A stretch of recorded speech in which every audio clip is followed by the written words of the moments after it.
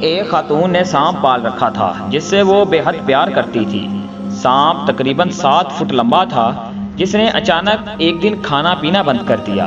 خاتون نے کئی ہفتوں سانپ کو کھانا کھلانے کی کوشش جاری رکھی لیکن وہ ناکام رہی، جس پر خاتون اپنے پالتو سانپ کو ڈاکٹر کے پاس لے گئی۔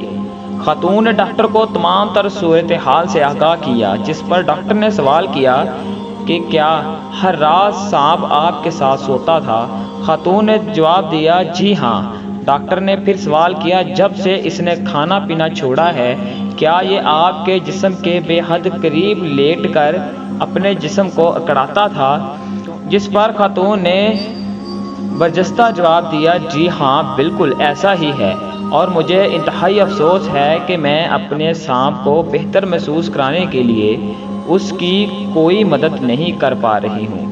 ڈاکٹر نے خاتون کا جواب سننے کے بعد کہا محترمہ، آپ کا سانپ بیمار نہیں ہے بلکہ یہ آپ کو کھانے کی تیاری کر رہا ہے۔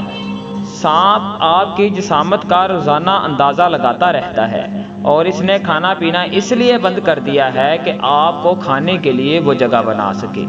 خاتون ماہر کی یہ بات سن کر سکتے میں آ گئی۔